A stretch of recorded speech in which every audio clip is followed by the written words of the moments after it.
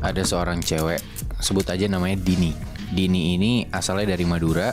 Dia dipindahin untuk kerja sebagai SPG di salah satu supermarket di Klaten, Jawa Tengah. By the way, ini ceritanya kejadiannya di tahun 2003. Dini tuh nyari kosan bareng satu temennya namanya Endang. Mereka berdua singkat cerita dapat kosan di daerah Klaten itu. Di hari Minggu, mereka ketemu ibu kosannya. Udah lihat-lihat segala macam, kosannya tuh kayak cukup sederhana dan murah. Jadi cuman satu tanah manjang ke samping, cuman ada 4 kamar. Jadi kamarnya tuh berderet gitu posisinya dengan kamar mandi di luar.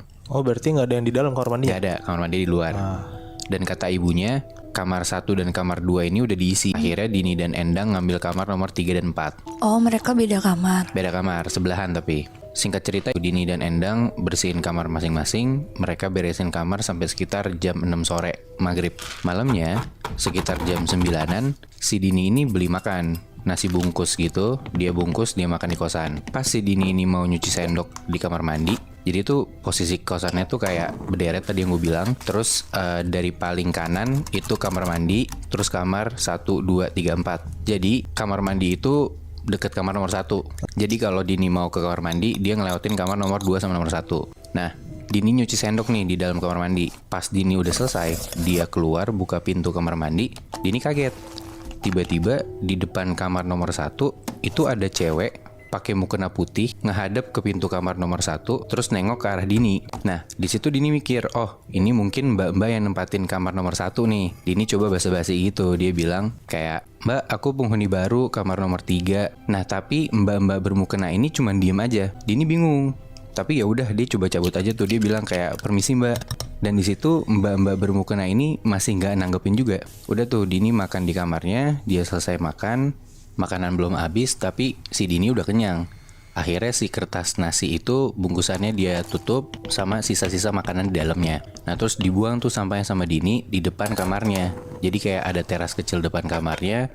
Itu ada tempat sampah dimasukin ke situ. Nah di situ sekitar jam setengah 10-an Dini tidur tuh karena besok kan hari Senin kan dia mau kerja. Nah tapi tengah malam sekitar jam setengah 1-an Dini tuh kebangun gara-gara Dini ngedengar ada suara plastik kresek-kresek gitu. Nah suara itu tuh munculnya dari depan kamarnya si Dini. Di kosannya Dini tuh kayak ada di samping pintu ada jendela.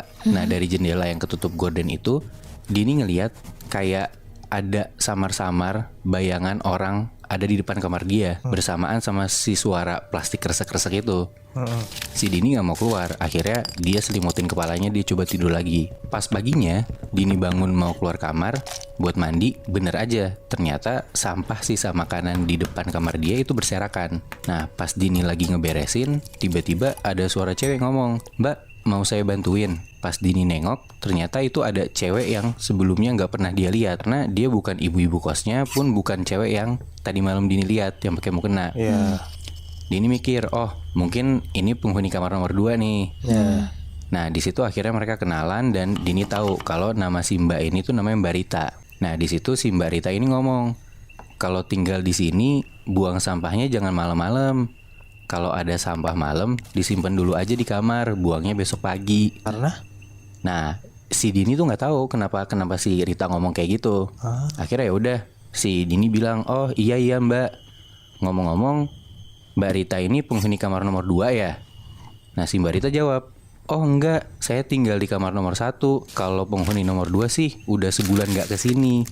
Bilangnya sih lagi pulang ke Surabaya. Nah di sini tuh si Dini bingung karena kayak Mbak Rita bilang kan dia tinggal di kamar nomor 1. Sedangkan sementara beda nih mukanya Mbak Rita sama yang Dini lihat tadi malam, yang bermukena itu, yang di depan kamar nomor 1. Itu mukanya mereka berdua tuh beda. Akhirnya si Dini nanya lagi ke Mbak Rita, Mbak di sini tinggal sendiri atau berdua? Kata Mbak Rita, saya tinggal sendiri kok. Nah di situ tuh kayak Dini tuh makin bingung dan cuman bisa bengong doang gitu.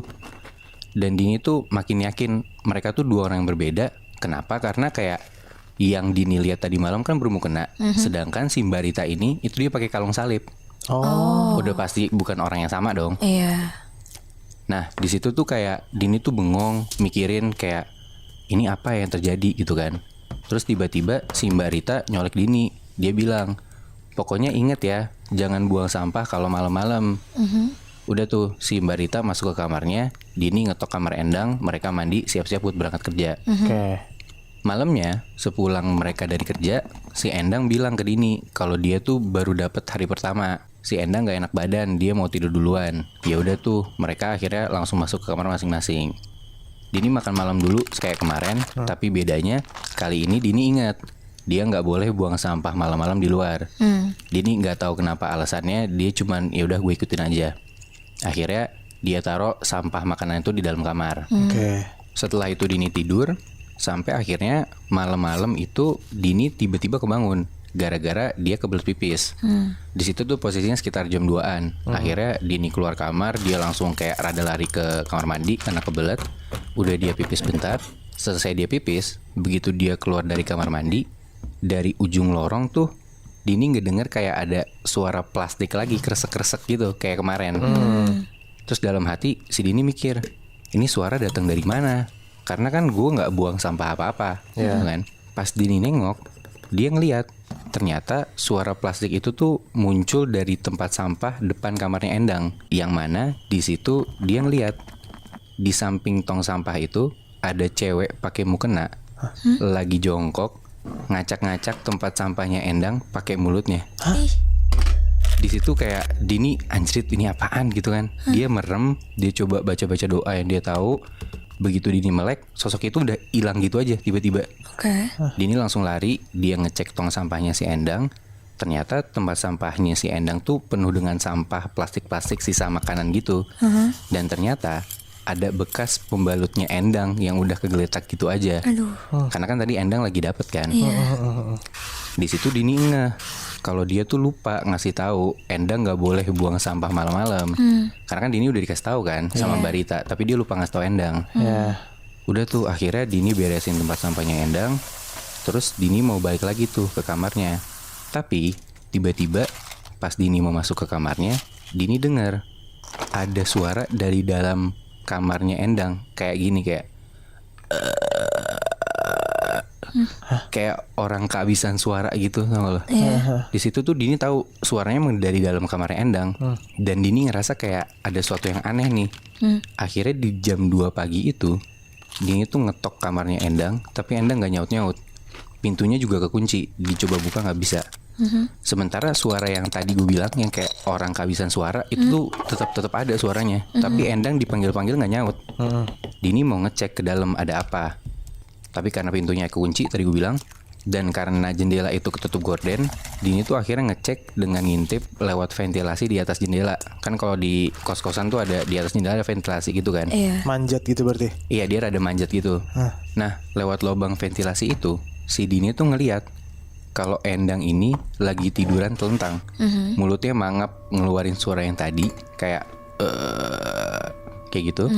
Tapi di atas Endang itu ada cewek pakai mukena putih. Dia nindihin Endang.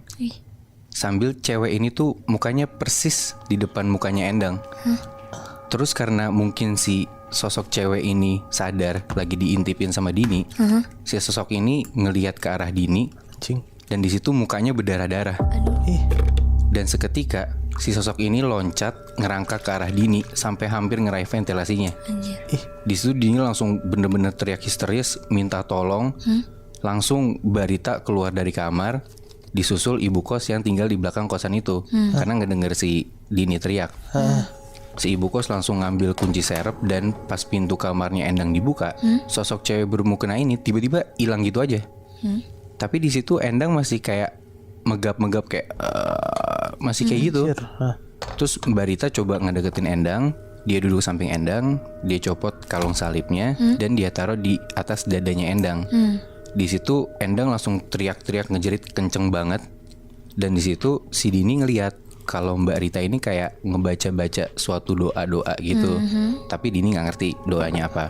Dan Endang gak lama dari situ tuh tiba-tiba lemes dan pingsan gitu aja. Setelah kejadian itu Mbak Rita ceritalah kalau Endang ini digangguin sama penunggu kosan yang ada di situ. Yang mana wujudnya adalah perempuan yang pakai mukena, dan sering gentayangan di kosan itu. Si sosok ini punya kebiasaan buat ngorek-ngorek tempat sampah. Makanya nggak boleh lo buang sampah malam-malam di depan kosan lo, karena pasti akan diacak-acak sama si penunggu ini. Oke. Dan di situ Mbak Rita bilang kalau Endang ini digangguinnya lebih parah karena Endang lagi dapet dan ngebuang bekas pembalutnya itu di luar. Dan penunggu ini nggak suka sama hal itu. Dini bilang ya dia minta maaf karena dia lupa ngasih tahu si Endang buat gak buang sampah di luar kamar malam-malam. Anjir.